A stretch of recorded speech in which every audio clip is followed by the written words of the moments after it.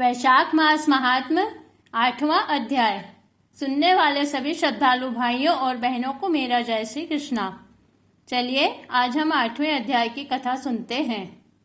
शांताकारं भुजगशयनं पद्मनाभं सुरेशं विश्वाधारं गगनसदृशं मेघवर्णं शुभांगं लक्ष्मीकान्तं कमलनयनं योगभिर्ध्यानगम्यं वंदे विष्णु भवभयहरं सर्वलोकैकनाथं।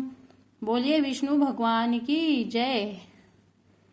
इतनी कथा सुनकर मिथिलेश ने पूछा कि हे ब्राह्मण, इक्ष्वाकु वंश के राजा ने जल और अन्न का दान नहीं किया, इसी से वह चातक और छिपकली की तथा साधु महात्माओं की सेवा न करने से गिद्ध योनि में आया। परंतु आपने बतलाया कि वह 7 जन्म तक कुत्ते की योनि में आया, सो इसका कारण मेरी समझ में नहीं आया। उसने संत महात्माओं को कष्ट नहीं दिया, न ही वह कृपण था। उसने केवल संत महात्माओं की सेवा नहीं की, सो उसका फल उसको न मिलता। उसने किसी को कष्ट भी नहीं दिया, सो बिना कारण ही उसको कुत्ते की योनि क्यों मिले, इसका मुझको संशय है। कृपा करके आप मेरी शंका का समाधान करिए। मैं आपका शिष्य हूँ। राजा के ऐसे वचन सुनकर महायशस्वी श्रुतिदेव ने कहा, हे राजन, तुम धन्य हो जो तुमने ऐसा धार्मिक प्रश्न किया, सो मैं अब इसका समाधान करता हूँ। यही वार्ता श्री शिवजी ने कैलाश पर्वत पर श्री पार्वती जी से कही थी। सब लोगों की रचना कर उनकी आयुष्मिक और ऐहिक 2 प्रकार की स्थिति बनाई गई और इनकी स्थिति के निमित्त 3 वेद बनाए, जल सेवा, अन्न सेवा और औषधि सेवा। यह तीनों इस लोक की स्थिति के हेतु हैं, तथा साधु सेवा, विष्णु पूजा और धर्म, यह तीनों पारलौकिक स्थिति के हेतु हैं। जैसे ऐहिक कर्म से धन संपत्ति आदि प्राप्त हो सकते हैं, वैसे ही पारलौकिक क्रियाएं कभी कभी दुख का कारण भी हो जाती है। जैसे अप्रिय बात भी कभी कहना अप्रिय का कारण हो जाता है। हे राजन, मैं अब तुमसे एक पुराना इतिहास कहता हूँ, तो आप ध्यान पूर्वक सुनिए। एक समय दक्ष प्रजापति महादेव जी को यज्ञ में बुलाने के लिए कैलाश में गए। तब उनको आते देखकर श्री महादेव जी खड़े नहीं हुए, क्योंकि शिवजी ने सोचा कि मैं सनातन हूँ और यह सब देवता यज्ञ का भाग लेने वाले सेवक के समान है। इसलिए स्वामी का सेवक के आने पर, पति का पत्नी के आने पर, गुरु का शिष्य के आने पर उठना आवश्यक नहीं है। यही सब शास्त्रों का मत है। जिसमें बल, दान, तप और शांति अधिक रहती है, वही गुरु है।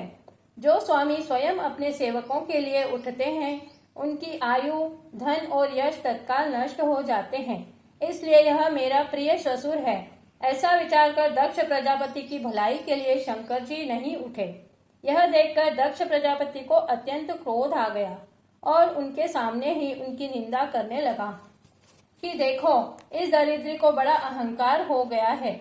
इसका धन केवल एक बूढ़ा बैल, जिस पर केवल चर्म ही रह गया है, कपाल की हड्डी धारण करता है।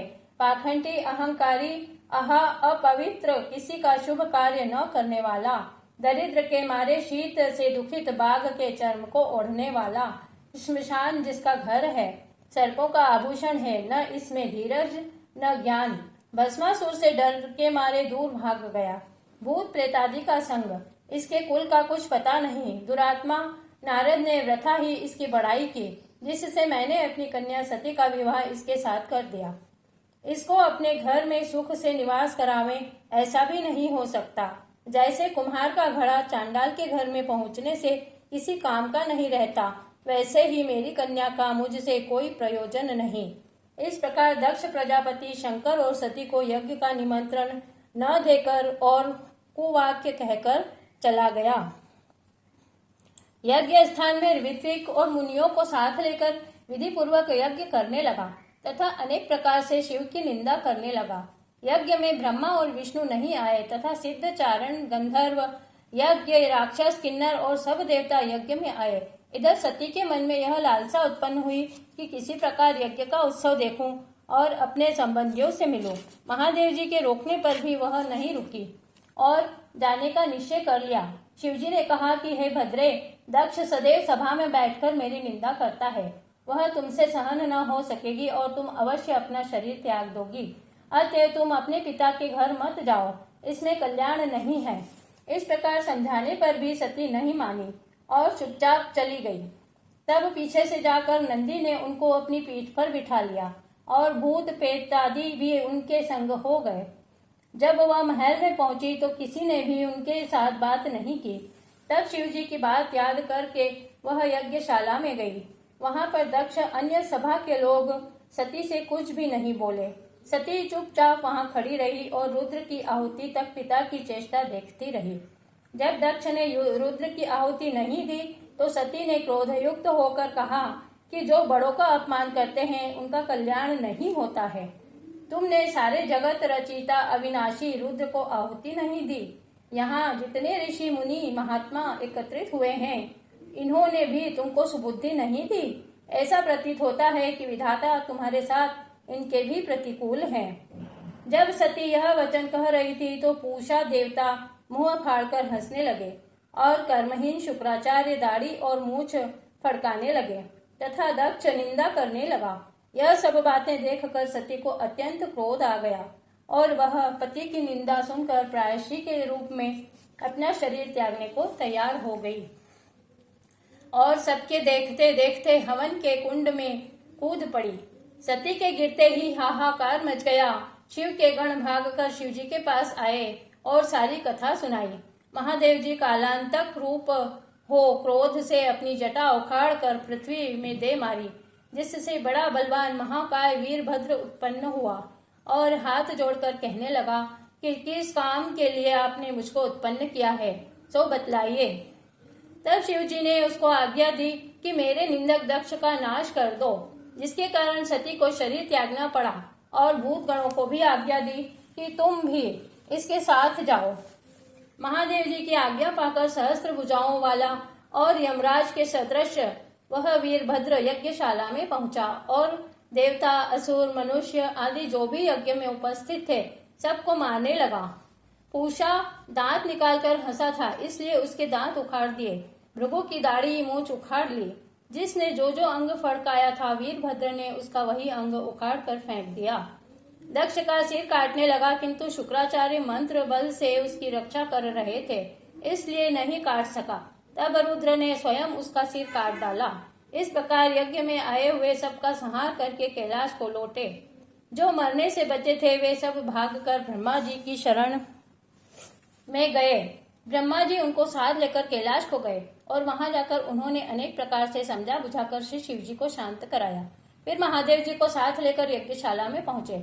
यज्ञ में जो मारे गए थे उनको जीवन दान दिया और महादेव जी ने दक्ष के धड़ पर बकरे का सिर रख दिया, जिससे आज तक उनके उपासक उनकी प्रसन्नता के लिए बम बम बम करते हैं।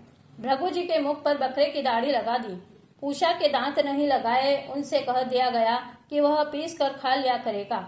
इस प्रकार सबको फिर अंग सहित किया गया और दक्ष पूर्ववत यज्ञ करने लगा। यज्ञ संपूर्ण होने पर सब देवता अपने अपने स्थानों को चले गए और श्री शिवजी महाराज ने ब्रह्मचर्य व्रत धारण कर लिया। गंगा तट पर एक वृक्ष के नीचे तप करने लगे। दक्ष की पुत्री पतिव्रता सती ने राजा हिमाचल के घर उसकी स्त्री मेनिका के गर्भ से पार्वती के रूप में जन्म लिया तथा वहीं पर उनका पालन लालन होने लगा। इसी समय तारकासुर नाम का एक राक्षस उत्पन्न हुआ, जिसने महातप करके ब्रह्मा को प्रसन्न किया और ब्रह्मा जी से यह वरदान पा लिया कि वह देवता राक्षस नाग व मनुष्य किसी को नहीं मारेगा, किसी प्रकार के आयुध अस्त्र शस्त्र से नहीं मरेगा, परंतु रुद्र भगवान के पुत्र से तेरी मृत्यु होगी। राक्षस ने सोचा कि जब शिव के स्त्री ही नहीं तो पुत्र कहाँ से होगा, फिर मृत्यु ही कैसे हो सकेगी। इस कारण कह दिया कि तथास्तु। ऐसा वर पाकर वह तारकासुर ने सबको दुख देना आरंभ कर दिया। देवताओं को अपना दास बना लिया और देवांगनाओं को दासी बना लिया। इस प्रकार जब देवता अत्यंत दुखी हो गए तो वे ब्रह्मा जी के पास पहुंचे।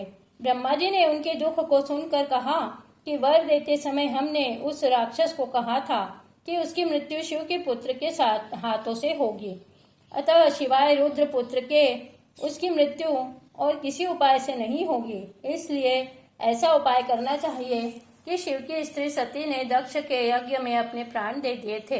अब उसने पार्वती के रूप में हिमाचल के घर में जन्म लिया है, परंतु रुद्र भगवान हिमाचल के शिखर पर घोर तप कर रहे हैं। सो ऐसा उपाय करना चाहिए जिससे रुद्र का पार्वती के साथ पानी ग्रहण हो जाए। तब सब देवताओं ने इंद्र सहित अमरावती पुरी में जाकर गुरु बृहस्पति जी से सलाह ली और फिर इंद्र ने अपने कार्य की सिद्धि के लिए नारद तथा कामदेव को बुलाया और उनसे कहा कि वह हिमाचल के घर जाकर उनको समझाए कि पहले जन्म में दक्ष की पुत्री श्री शिव जी की पत्नी अब पार्वती के रूप में तुम्हारी पुत्री हुई है। सती के वियोग में श्री महादेव जी तुम्हारे शिखर पर तप कर रहे हैं, इसलिए तुम अपनी कन्या का विवाह उनसे कर दीजिए, जिससे वह जाकर उनकी सेवा कर सके, वही उसके पति होंगे। इंद्र की आज्ञा पाकर नारद जी को जैसा समझाया था वैसा ही करने के लिए चले गए और फिर इंद्र ने कामदेव को बुलाया कि सब देवताओं के हित के लिए तुम वसंत ऋतु के सहित तपोवन में जाओ और वहां पर वसंत का विस्तार करो और जब पार्वती जी वहां पहुंच जाए तब धनुष चढ़ाकर ऐसा बाण मारो कि शिवजी मोहित हो जाएं। उनका संगम होने पर सब कार्य अवश्य पूरे हो जाएंगे। कामदेव ने ऐसे आज्ञा पाकर अपनी पत्नी रति को साथ लेकर तपोवन में वसंत ऋतु का प्रसार किया।